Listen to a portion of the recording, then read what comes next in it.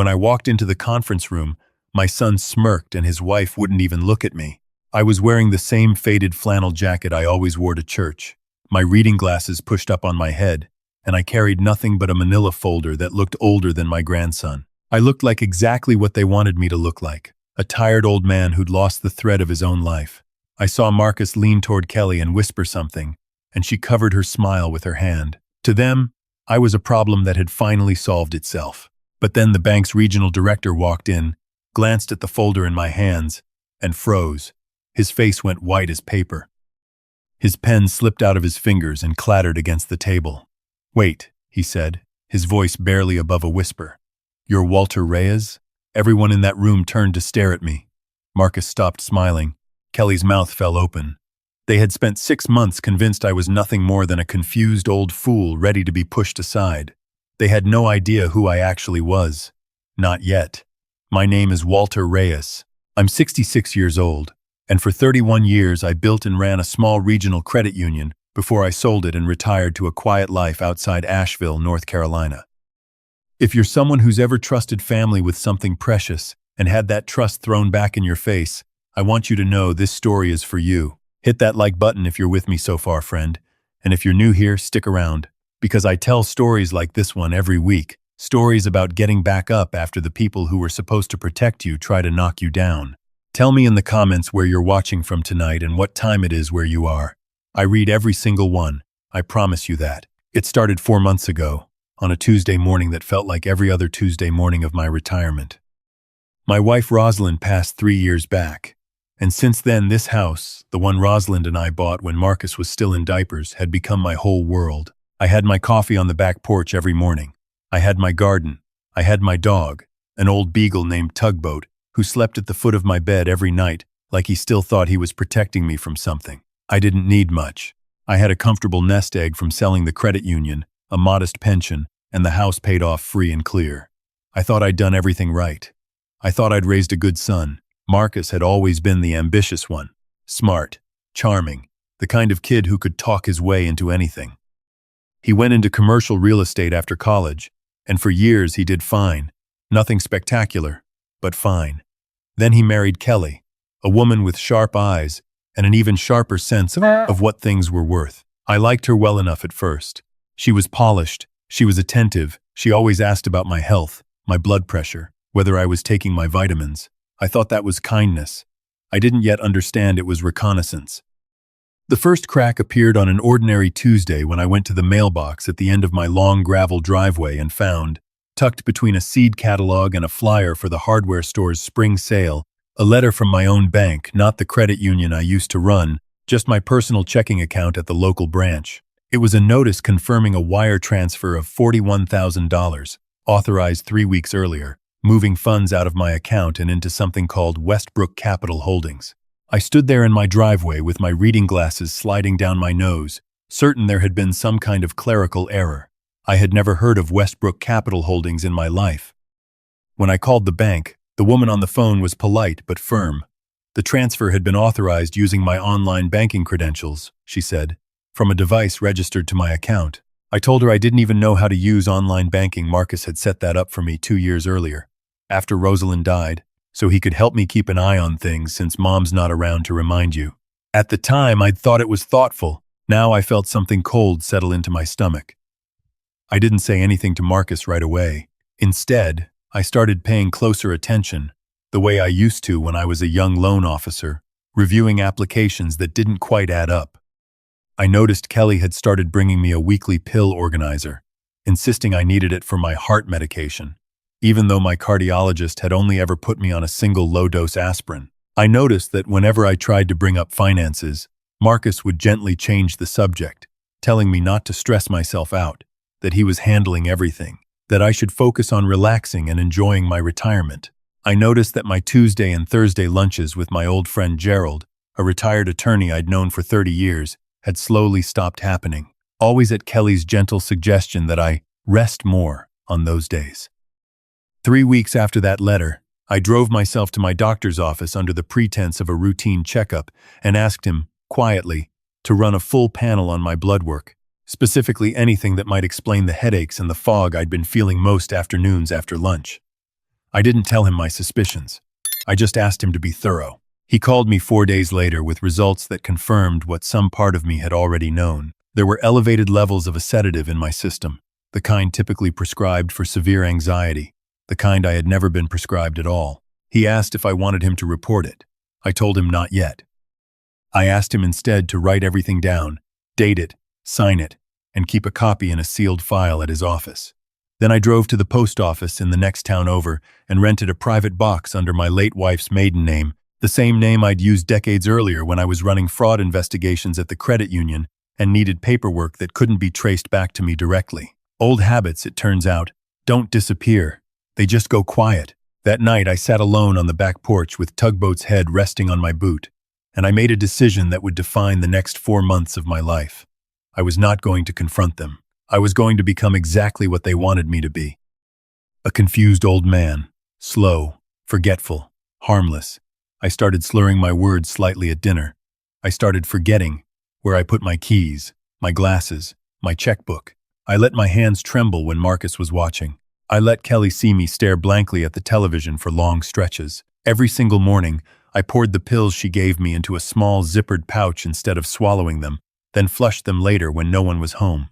And every single afternoon, once Tugboat and I were alone, I called Gerald. Gerald had retired from practicing law 8 years earlier, but his mind was as sharp as a fresh blade, and more importantly, he still had friends. Real friends, the kind who owed him favors from 30 years of working cases together. I told him everything, the wire transfer, the pills, the lab results. He went quiet on the phone for a long moment, and then he said something I will never forget. "Walter, you spent your whole career catching people who did exactly this to other families.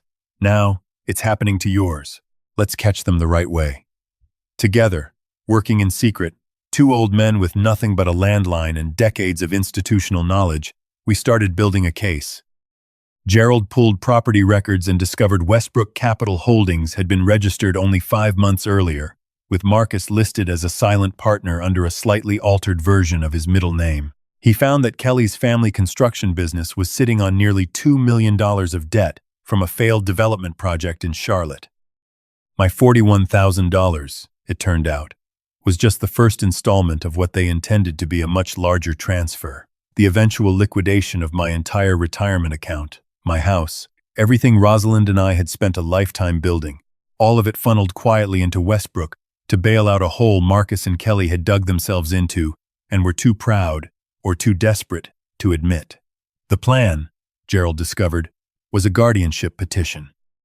They intended to have me declared incapacitated, citing my deteriorating memory and erratic behavior, supported by 2 physicians Kelly had already lined up, doctors who had likely never examined me but had been compensated generously through a shell consulting fee. Once a court granted Marcus financial guardianship over me, every account, every asset, every decision about my own life would belong to him. I would simply be along for the ride, a passenger in my own existence, while my son and his wife drained everything Rosalind and I had built to save a real estate scheme that was never any of my business in the first place. For 2 months, I played my part. I let Kelly walk me to appointments with doctors who barely looked up from their clipboards. I let Marcus speak for me at the dinner table when I got confused mid-sentence. I let them believe, every single day, that the man who once sat across the table from federal auditors without blinking had finally become someone they could simply manage. The hardest part wasn't the acting. It was watching my own son look at me with something closer to pity than love, and understanding that somewhere underneath the greed, he might actually believe he was doing the right thing for me. That thought hurt worse than anything Westbrook Capital had taken from my checking account. The cliffhanger moment came on a rainy Thursday evening, 3 days before the guardianship hearing was scheduled. Kelly had arranged for 2 deputies and a court-appointed social worker to escort me to what she called a voluntary evaluation facility, so I would already be settled by the time the judge reviewed the case. A quiet, almost gentle kind of kidnapping, dressed up as concern. I stood by the open door of a transport van in the driveway, letting my hands shake, letting my eyes dart around in manufactured bewilderment, while Marcus stood on the porch with his arm around Kelly, both of them performing devastation for the social worker's benefit. Kelly asked for one last moment to say goodbye. The deputy stepped back. She crossed the wet gravel slowly, her face a mask of heartbreak for anyone watching from the porch, and wrapped her arms around my neck in an embrace that looked, from a distance, like love. Her lips brushed close to my ear. Her voice dropped to something low and flat and utterly without warmth. "Don't fight this, Walter," she whispered. "It's already done. By Friday, none of this will be yours anymore." She pulled back, kissed my cheek for the social worker, and let out a soft, theatrical sob. I let my shoulders sag. I let her see exactly what she wanted to see. Inside my jacket pocket, against my chest, a small recorder Gerald had given me had captured every single word. The hearing took place that Friday morning in a modest courtroom in downtown Asheville, the kind with scuffed wooden benches and a flag standing slightly crooked in the corner. I sat at the respondent's table in my flannel jacket, my reading glasses, my trembling hands folded in my lap, looking every bit the broken man Kelly's attorney described to the judge, a man whose rapid cognitive decline made him a danger to himself, whose only hope was the loving guardianship of his devoted son. Marcus wouldn't meet my eyes. Kelly sat beside him in a charcoal suit, dabbing at dry eyes with a tissue she didn't need. Their attorney, a young man with an expensive watch and a voice trained for confidence, laid out his case with 2 physician affidavits and a binder thick with documents I had never signed willingly. The judge, a heavy-set man named Calvin Okafor with reading glasses perched low on his nose, listened patiently, flipping through the binder, asking the occasional sharp question that the attorney answered a little too smoothly. And then he reached a section of the documents that made him stop entirely. He looked up. He looked directly at me. Really looked. The way you look at someone when a memory is surfacing from somewhere deep and unexpected. His expression shifted from professional neutrality to something close to disbelief. "I'm sorry," Judge Okafor said slowly, setting the binder down. "Walter Reyes. The Walter Reyes who ran Cumberland Valley Credit Union?" The courtroom went still. Marcus turned to look at me, confusion flickering across his face for the first time in months. "I sat on a state banking ethics panel with this man 15 years ago," the judge continued, his voice gaining an edge of steel I hadn't heard from him all morning. "He wrote half the consumer guardianship fraud protections this very court is required to follow. Counselor, are you telling me you filed an incapacity petition against the man who literally helped author the statute you're citing in your own motion?" The young attorney's confidence cracked down the middle. He looked down at his binder as though it might rearrange itself into something that made sense. Kelly's face drained of color. Marcus sat frozen, his mouth slightly open, looking at me as though seeing me for the first time in years. I let the silence stretch out, the way I used to in negotiation rooms decades ago, letting the weight of it do the work words couldn't. Then I reached up and took off my reading glasses, folded them, and set them gently on the table. I straightened my spine. I let my hands go still. I looked at Judge Okafor and said, in a voice that had not trembled once, that I had a few documents of my own. I'd like the court to consider bank records showing the unauthorized transfer to Westbrook Capital Holdings, a sealed and notarized toxicology report from my physician, property filings naming my son as a silent partner in the very company that had received my money, and an audio recording time-stamped 3 days earlier of my daughter-in-law promising that by Friday, none of what I owned would be mine anymore. I asked the court's permission to play it. Judge Okafor granted it without hesitation. Kelly's own voice filled that small courtroom, cold and certain, promising my own ruin. When it ended, nobody spoke for a long moment. Marcus put his face in his hands. Kelly stared straight ahead, the mask finally, completely gone, replaced by something that looked almost like relief, as if some exhausting performance had finally been allowed to end. Judge Okafor dismissed the guardianship petition on the spot, ordered an immediate freeze on Westbrook Capital Holdings pending a full fraud investigation, and referred the matter to the district attorney's office. He looked at Marcus for a long moment before he spoke again. "Mr. Reyes," he said quietly, not unkindly, "I hope you understand what you almost did to your father." Marcus didn't answer. He just kept staring at the table, and for the first time in months, I felt something other than anger when I looked at him. I felt grief. The particular grief of watching someone you raised choose to become a stranger. I won't pretend the months since then have been easy. The criminal case against Marcus and Kelly is still working its way through the courts, and Gerald tells me there's a strong chance Marcus will avoid prison if he cooperates fully and pays full restitution, something I find myself, against all reasonable judgment, quietly hoping for. Kelly is a different story. The evidence against her is harder, colder, more deliberate, and I suspect the consequences will reflect that. I moved my remaining assets into an irrevocable trust last month, with Gerald and an independent fiduciary as co-trustees. Not because I don't trust myself anymore, but because I never again want anyone to mistake my trust in them for an opening. Some evenings I still sit on that back porch with Tugboat's head on my boot and Rosalind's old wind chimes clinking softly above me. And I think about how close I came to losing everything I spent a lifetime building. Not to a stranger, not to a con artist off the street, but to my own son.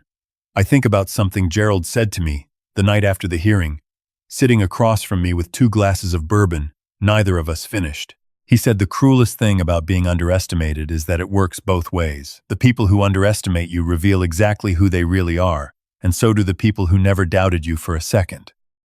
I think about my late wife, and what she would say if she could see how close her own son came to selling out the home she loved to cover a debt that was never mine to pay. I think she'd tell me what she always told me when I came home, frustrated from some impossible case at the credit union, that you don't measure a man's strength by how loud he can be, but by how long he can stay quiet while he's preparing to do what's right. If you're listening to this tonight, and somewhere out there, someone you trusted is treating your kindness like it's a weakness to exploit, I want you to hear me clearly. Quiet does not mean weak, and patience does not mean surrender. Document everything. Trust your gut even when everyone around you is telling you it's failing. And never, ever let anyone convince you that growing older means you've stopped being capable of protecting what's yours. If this story meant something to you tonight, hit that subscribe button, friend, and let me know in the comments how you would have handled Marcus and Kelly, because I read every single word you write, and somehow, even now, it still helps to know I'm not sitting on this porch alone. Sometimes the people closest to us mistake our gentleness for an opening, but quiet patience can still hold its ground without losing its warmth. Loving someone doesn't mean handing them the keys to everything you've built. Real love sets boundaries, asks questions, and stays awake. Trust your gut, keep your record straight, and remember that growing older never means growing smaller. Your voice still matters. Your strength is still yours. Một lưu ý nhỏ dành cho bạn. Câu chuyện trên du AI sáng tạo và hư cấu nhằm mang đến phút giây giải trí, đồng thời gửi gắm một bài học sống tích cực đến người nghe.